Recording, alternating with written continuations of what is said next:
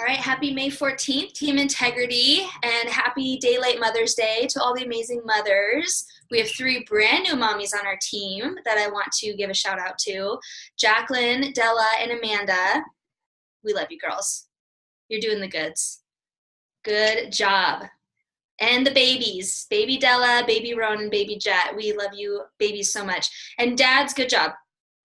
Way to make them moms, Dad. Way to do your job. We appreciate you too. Yes, good job, Calvin. All right, so we're going to dive right in tonight, you guys. I have had this topic on my heart. It's been in the works for a while. Anyone currently in or ever been in a funk? Yes, the funk. I always feel so nervous when I say the word funk, like I'm going to forget the N and really embarrass myself. I had yet to do it, but watch me do it on a recorded call that will be on the internet. Watch it happen tonight. So that feeling that you're having, that you can call it a lull, you can call it feeling off. If you have a word for it, I'm going to open up my chat. If there's a different word you use for it, clean or not, I don't care what the rating is on the word that you use. I want it to be real. But is there a word that you use to describe feeling in that space where you're just like, this is stupid?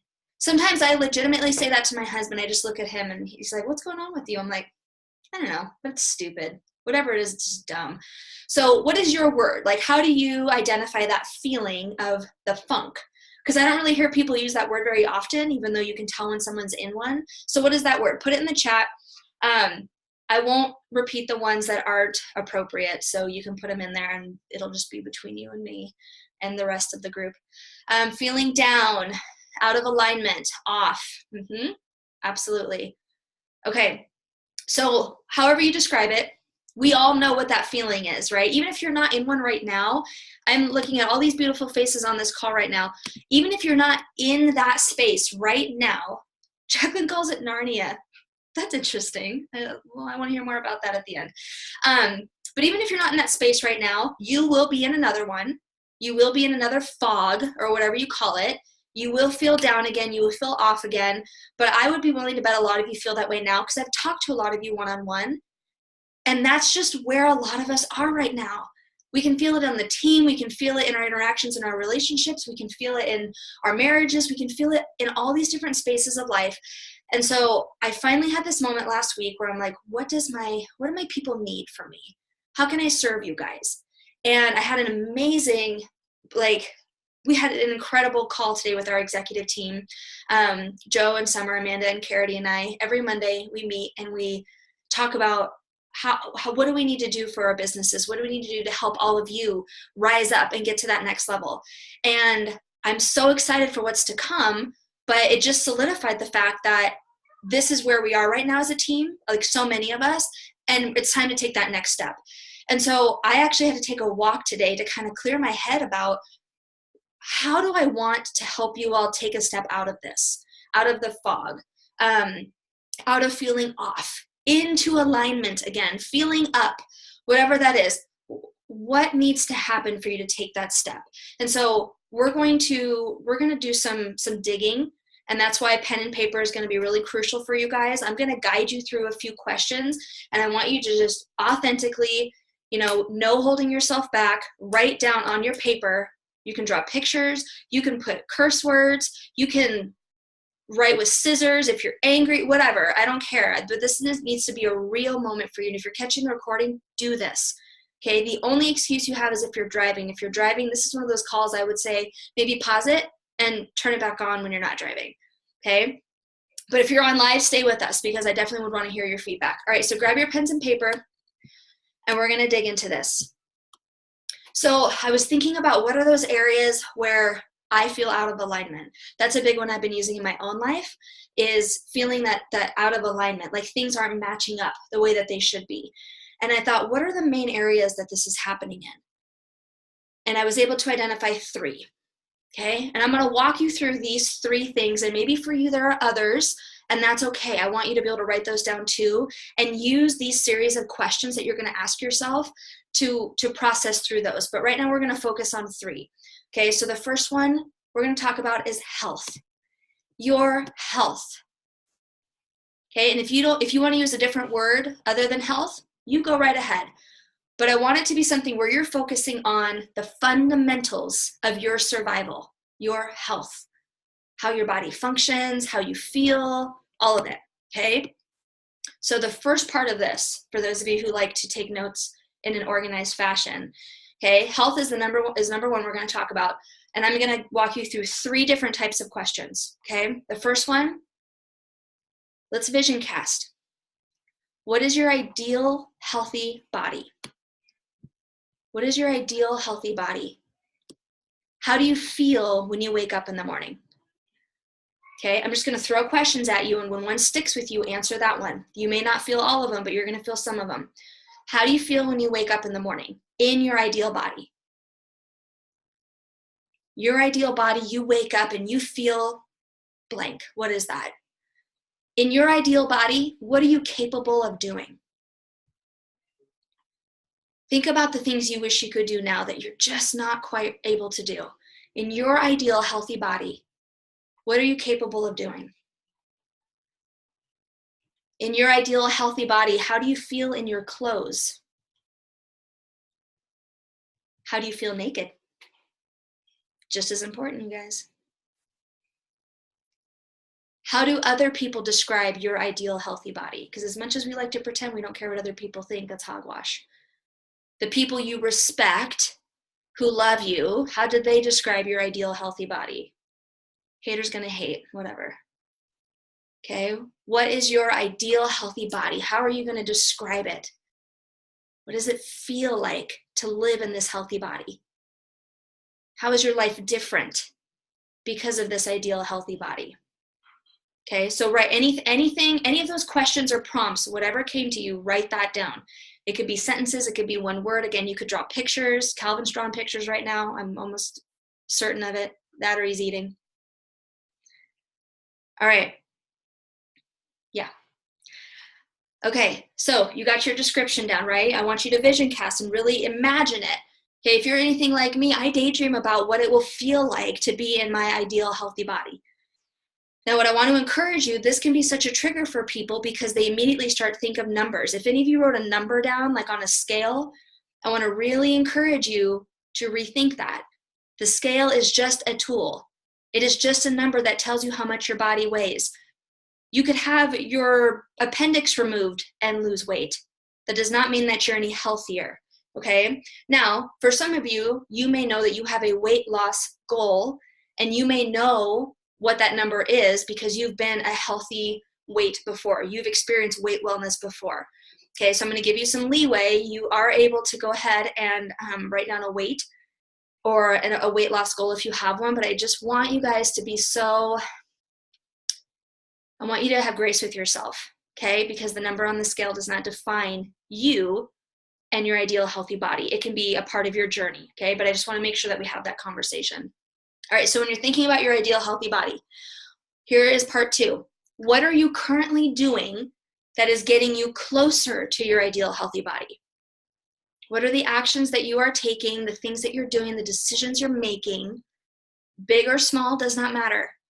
I want you to celebrate what are the things that you are currently doing that are getting you closer to your ideal healthy body.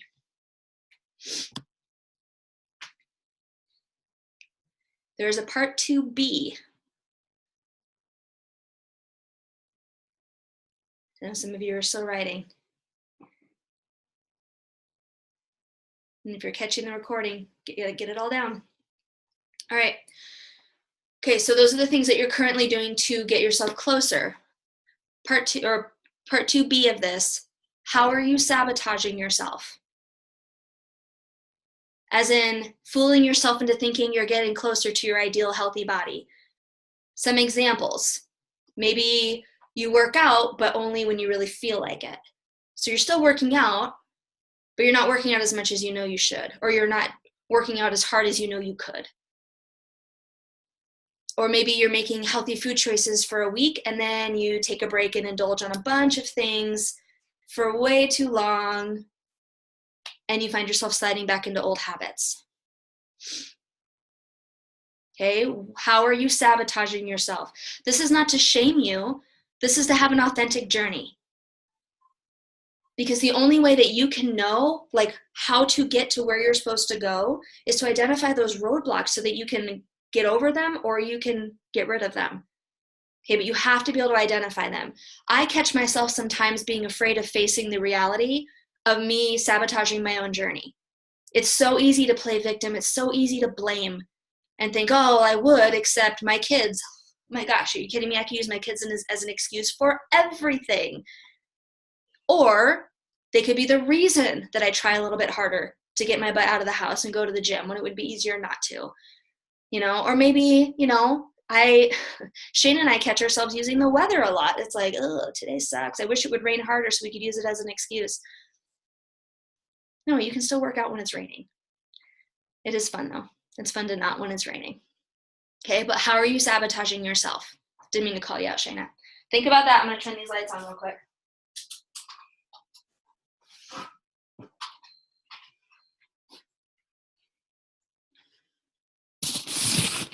Okay.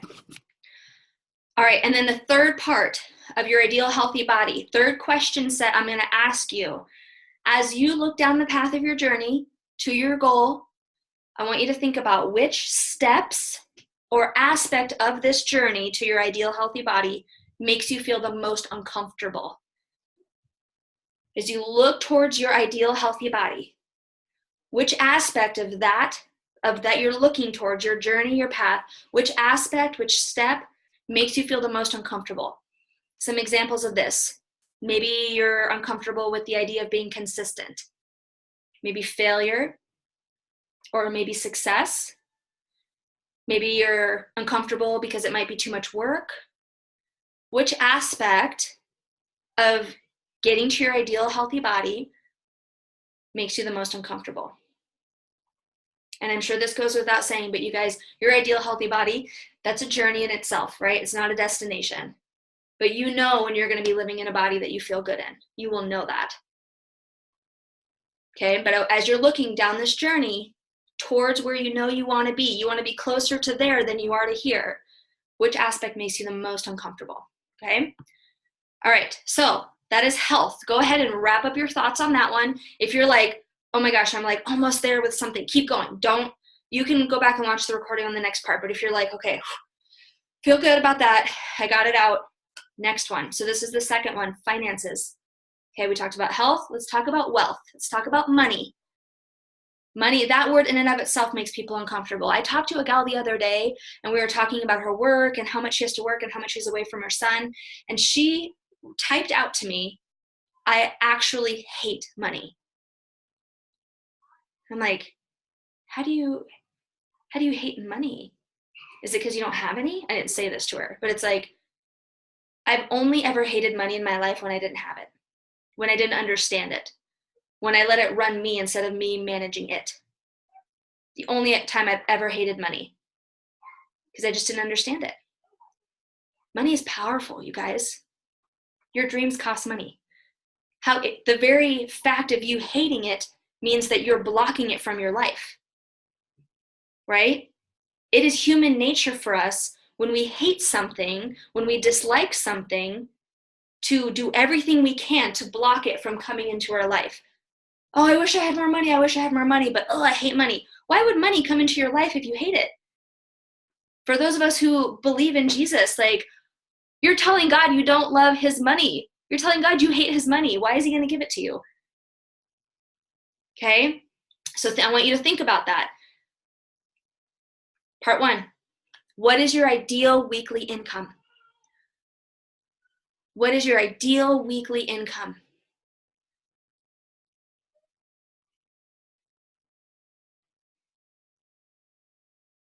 I see some of you struggling with this.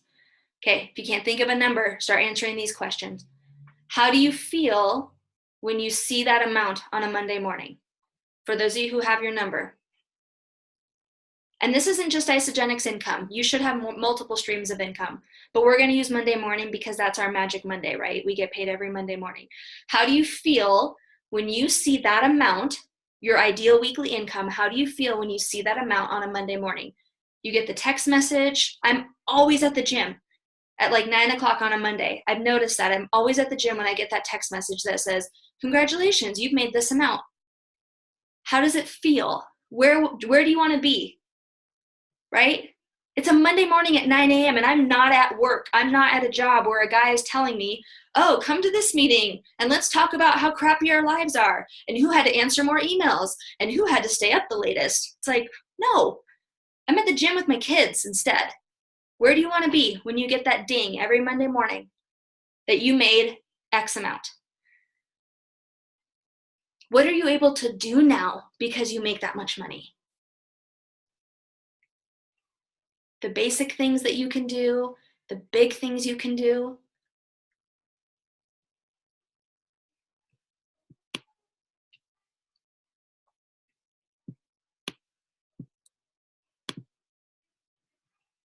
Who else is impacted by you making that amount of money? The who is a big part of this journey, you guys. Every single one of you on this call, I know enough about every single one of you to know that you have people in your life you love. Who is impacted by you making your ideal weekly income?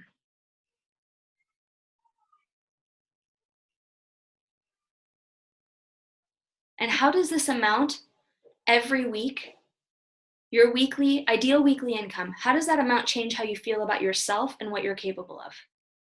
That was a big question for me, guys. That was a hard answer. I will share it with you when we're all done with this, but how does that amount of money every week change how you feel about yourself and what you're capable of?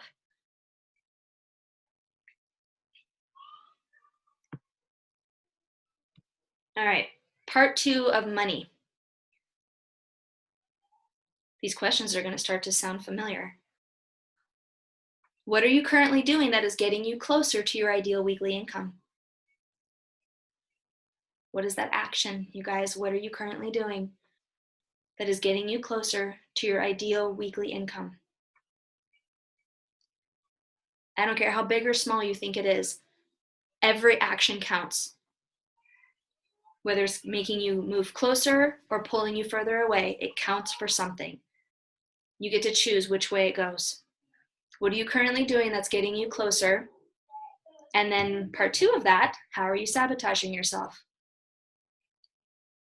How are you fooling yourself into thinking you're getting closer to your ideal weekly income and you're not? I'll give you some examples of this. Spending work time scrolling on Facebook instead of reaching out to people. Reaching out to people about Isagenix, but you end up catching up instead and say things like, how are you doing? Thinking about you. When you have a reason to reach out to them, they're talking about how miserable they are on Facebook. They're talking about how much they want to lose weight, how tired they are. Every time you see them, they complain about their job. And yet you just want to catch up with them because you're scared to tell them you might have a solution for them. Are you open to taking a look? How are you sabotaging yourself from getting closer to your ideal weekly income? Maybe you're only working when you feel like it. Maybe you're telling yourself a story about why you can't work on your dreams. What is that story you're telling yourself that's sabotaging you from getting closer to your ideal weekly income?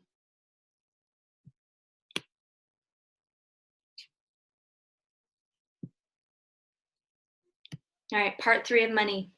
Keep writing, don't stop if you guys are on a roll. Part 3, as you look down the path of your journey to your goal, which step or aspect of reaching your ideal weekly income makes you the most uncomfortable? Being consistent with what you need to do, does that make you uncomfortable? Does failure make you uncomfortable? Maybe success? Maybe you're worried that it's going to be too much work or that you're not going to be able to do it. Which aspect of this journey towards your ideal weekly income makes you the most uncomfortable?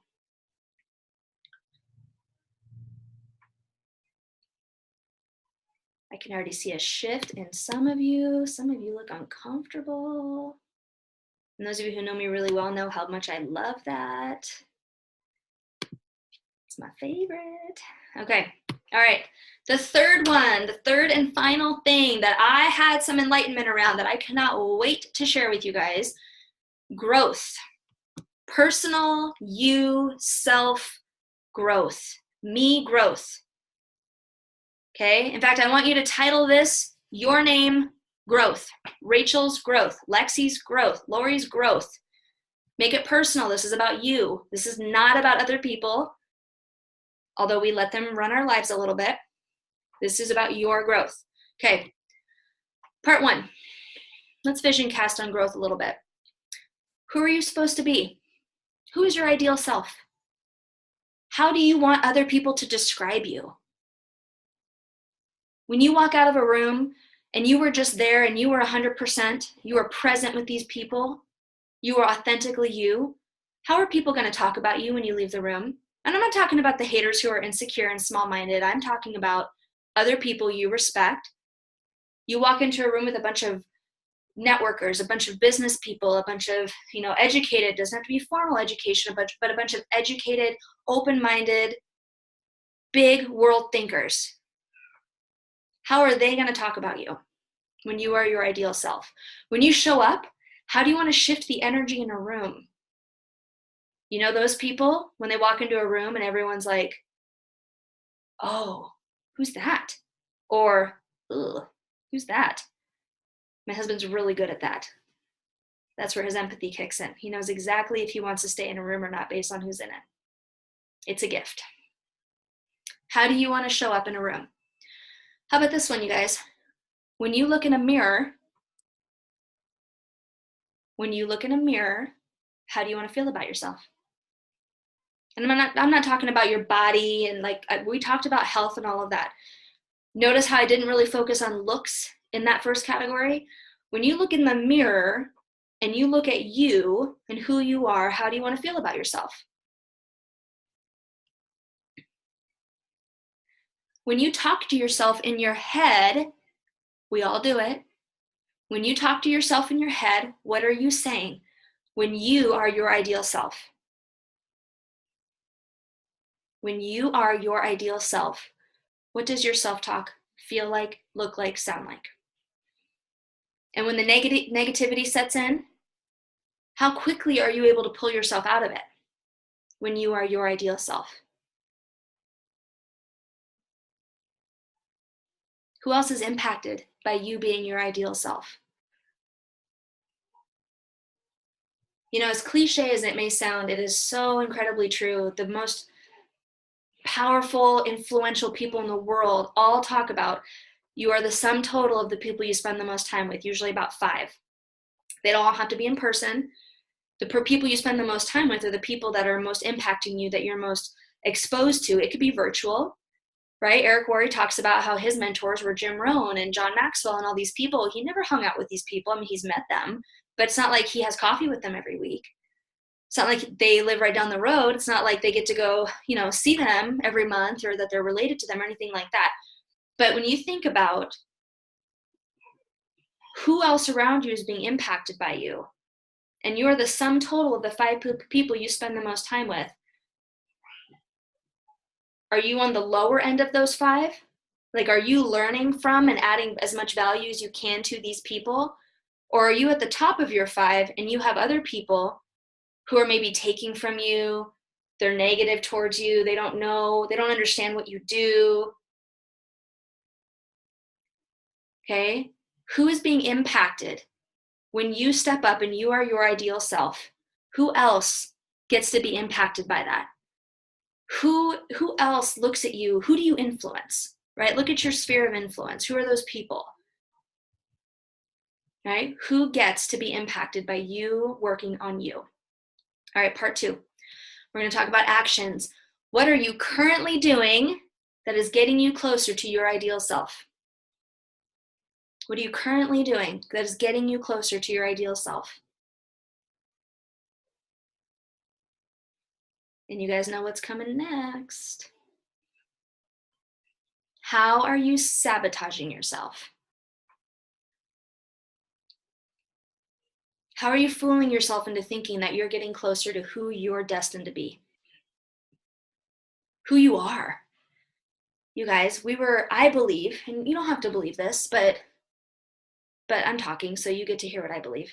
That's how that works. I believe that when we're created, we already have a purpose inside of us. We don't go out and create one or try to find it. It's in us already. Now, we get to work every day on becoming who we are to step into that. And opportunities are presented as we are more open and as we grow and as we become more and more of who's already inside of us. That's when opportunities show up. Opportunities won't show up if you're not growing. They just won't. Opportunities to be tempted, opportunities to sabotage, those opportunities show up. But the opportunities that you, the elevated people, the people who think on a different level than most people, the opportunities that you want are not going to show up if you're not growing. Okay? You have to grow. You have to grow. If you think of a flower, if you want to bloom, if you blossom, whatever metaphor, whatever visual you need, you have to be working on yourself every day. I posted a video on Team Integrity earlier about the guy talked about why he gets up so early. And, he talked, and you guys can go watch it. It's pretty cool. But he talks about the reason I get up early every morning is because I think about if there's $86,400 deposited into my bank account every morning. He's like, I have the whole day to figure out what I'm going to do with it. And by the end of the day, it's zero. And every morning you wake up and it's there again. And every second, $1 goes away. Every second, $1 goes away. 86,400 is how many seconds you have in a day. And every day, they go away. And then you get another one the next day. And it goes away. Every single day, you're given a gift. And you have to use it to start on this. Whatever that looks like for you. It's going to look different for all of you. We all have different things we need to work on. And even if we all have the same thing to work on, we all need different things to help us work on it. Okay, so the combination of what this team needs it's vast because we're all different people. But the commonality is that we all are breathing and we all need to start here and work on us. What are you currently doing to get yourself closer to your ideal self? And how are you sabotaging yourself? Okay, some examples of the sabotage. Maybe you're exclusively listening to music or watching TV instead of podcasts or reading books. Maybe you're spending time with small-minded people. Okay? And maybe those small-minded people, you tell yourself, oh, but I'm helping them. I'm fixing them. I say this with love because I'm describing myself. Okay, that was me for a lot of years until I started an Isagenix family. When you spend too much time with small-minded people and you tell yourself you're just trying to help them and fix them, it's going to take a while before you wake up and realize they're dragging you down. And you don't realize it till you're already down. Okay? You don't know you're being dragged down until you're already down. Maybe you compare yourself to others. Maybe you're comparing yourself to anyone other than yourself. All forms of sabotage. Okay, whatever yours is, write it down. And part 3 of growth, as you look down that path of the journey to your goal of your ideal self, which steps or aspect of that journey makes you feel the most uncomfortable? Which aspect of personal growth, self-development, stepping into the greatness you were born with, it's all in you. What aspect of that, of fully becoming that person, makes you the most uncomfortable?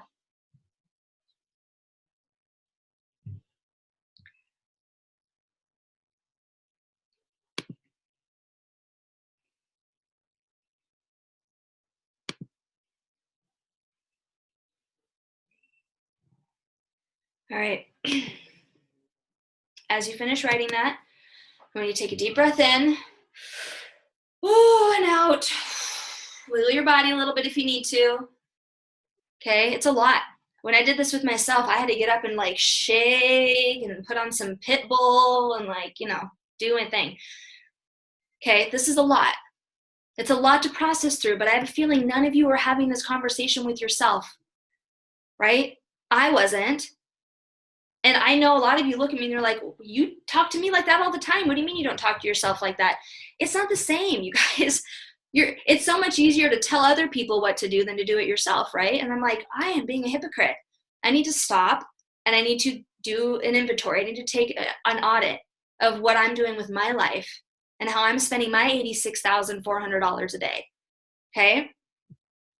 Time seems a lot more valuable when you put a dollar amount on it. I thought that was really powerful that he did that. But here's the reality, you guys. None of us are 100% satisfied with all three of these areas we just talked about. Health, money, growth. Not a single one of us are 100% satisfied in all of those areas. I'd be willing to bet none of us are 100% satisfied in any of those areas. Maybe we feel a little bit better in some other than the others, but none of us are 100%. And the reality is none of us ever will be, because when you have an entrepreneurial spirit, when you have a spirit of growth, when you have a spirit of, just by being on this call, you guys, I can tell you after, 15 years of working on college campuses and being on a college campus, then 10 years of working on one, meeting and working with tens of thousands of people, you guys, your way of thinking, your openness, even if you're not doing what you want to do, you are up here in the world. You are amongst the top percentage of thinkers. Okay, anyone who's been through the formal education system can tell you this is accurate because they don't teach what we learn in school. Okay, so we are elevated. But why are we feeling so stuck? Right? Why are we feeling so down? Why are we feeling out of alignment or off? Why the funk? Right? Okay, I want you to look over your answers that you just gave yourself. Okay, I want you to look at these three areas, rank them 1, 2, and 3 based on importance and urgency that you feel to make changes. Number 1, what is the number one of those three things that you feel the most urgency in making changes in right now? Put a 1 by it, or you can rank them on the side, however you want to do it. What is the number one thing that jumps out at you? There's no right answer. Actually, no, that's a lie. There is a right answer, the real one, okay? I don't want to hear an answer that you think you're supposed to, I should want, better health or whatever. No, pick the answer that's right to you. What is the one thing that jumps out at you that you feel the most urgency to make a change in? And then number 2, and then number 3, okay? They're all still important no matter which number you give them, but it's important to be authentic with yourself and what is pulling at you and begging you to pay attention, right? Rank them, 1, 2, and 3. That's my daughter. If you've met her, you love her. You know how she rolls. She's the ambiance of my life. Okay, you got it? You got your rank? Okay, I want you to consider, I'm working on not being so bossy, I want you to consider starting this way. When you think about your game plan, right? The game plan to bust out of the funk, I want you to consider starting with number 1. I want you to consider starting with number 1. Okay, that doesn't mean you're not going to work on the rest of them until you get number 1 mastered. Unrealistic to the extreme. But sometimes, I wish you guys could see my feet. That first step, it's so freaky. Anyone ever learned how to drive a stick shift? Going from stop to start is like the hardest part. You're like, I can't, what is going on? Once you master that, the rest of it is like, okay, okay, no, that's good. And some of it's messy, but you figure it out. It's just going. It's that first okay? Start with the number 1. Now I'm going to say something that's not going to be super popular. And I don't care because I love you guys. I want you to take your number 1. I want you to take your pen. And I want you to circle the aspect that makes you the most uncomfortable. Do it. What if you started there? Yeah, there. Like, what if you start with that one? Now, it's not always smart to do, right? Like, there's a million different scenarios as to why that would not be the ideal place to start or the safest or smartest place to start. But I'd be willing to bet that you all have given enough time and energy, right? You have all given enough time and energy to these areas in your life, but you have avoided doing what you wrote down for a long time. Accurate? Maybe a little bit? Which also means that you're probably ready to do the uncomfortable stuff now. You're just being bratty about it because you don't feel like it. I'm just calling it like it is because I had to have this moment with myself where I'm like, listen, Rachel, and in all, I think my husband knows this about me. If not, I think he's shuffling children upstairs. When I'm like doing like really intense self-talk, any of you refer to yourself in the third person ever, like in self-talk, or you're just like, come on. I sometimes refer to myself by my maiden name. I'm like, come on, Rebar, you got this. I don't know why. I've been a Briscoe for almost 6 years, but whatever it's going to take, you guys, like, stop being a brat. You're being bratty. Come on. Like, of course it's going to make you uncomfortable, but that also means that it's worth it. And it's a roadblock. Your ideal healthy body, your ideal weekly income, your ideal self, it's not worth it if it doesn't have work attached to it. It's not worth it if it's comfortable and daisies and whatever your favorite flower is. It's not worth it if it's just a stroll in the park. Okay? All things that are great have to be hard. They have to be. So the easiest way for something to be hard is to do it first and get it out of the way. At least that's what I do. My husband's, sometimes I do it to a fault. And he's like, not everything has to be hard. I'm like, but then it's better. Okay, here's the thing. You know what makes you the most uncomfortable. Look at that. Is that what's holding you back?